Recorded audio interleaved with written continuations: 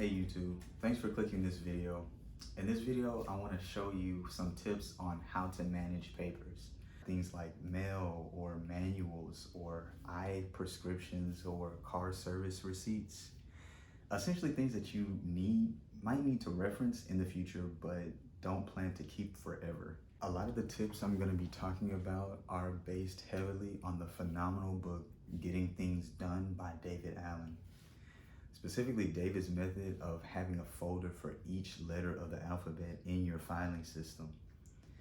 There are also some ideas from Marie Kondo's book called The Life-Changing Magic of Tidying Up. She talks a lot about having an image of the ideal room you would want for yourself.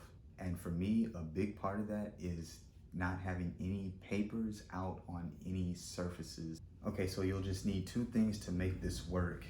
One is the file cabinet that's gonna hold all the papers in the house, in your dorm or your office, and a set of at least 26 file folders, one for each letter of the alphabet, which can be bought on Amazon, and I'll link that in the description below as well. So what you're gonna do first is gather all the pieces of paper around your space that you wanna have put away.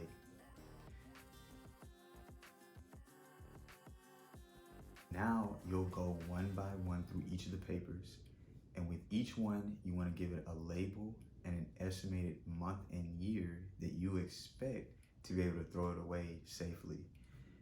In this case, I put TA, meaning throw after, followed by the date. You can even include a brief explanation for the date that you set. On this specific document, I put guarantee ends here because that is the date that the product guarantee ends. And after that, I won't need it anymore. Next, assign it a mental category from one of the 4 categories of person, project, company, or topic. Then place that paper in the folder with the letter of the associated topic, and you're done. Now, the benefit of using only 4 topics is that in the future, when you need to actually find the paper again, you have less possibilities for where that piece of paper could be, making the process faster to find it. Some things you may want to save permanently after you've finished referencing it. So you can label these papers something like SBA-date, meaning that you can scrapbook after so that you know to save it somewhere else when you're done using it.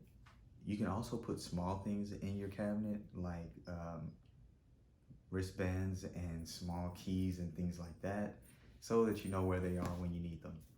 Also, remember to purge the file every year so that the papers remain relevant and the filer doesn't get too stuffed with papers. So the filing cabinet that I use is called the Lockable Storage and File Drawer by Iris. And it's a pretty stylish and low-key file cabinet that's great for dorms and home offices and even normal offices. You can lock it. It's also pretty sturdy, and it can even hold the weight of myself up. It can hold me up. A few issues I have with this specific filer is that if I open the drawer enough, the file cabinet will tilt if there's nothing on top of it keeping it from tilting. And sometimes you have to reach for folders that are farther back behind folders that you have in the front. So if you have a lot of file folders in the drawer, then that can push other ones back. So that's kind of a small issue that I've had with it. Overall, it's a really great product. And it's that simple, people. Now you're ready to file papers like a filing fanatic. That's been it. Comment down below if this has been helpful. Also, let me know what type of items you'd like to see an organization video on next. There are things like clothes or electronics and other things like that I like to keep organized personally. So that's been it. Thank you guys for watching, and I will see you in the next video.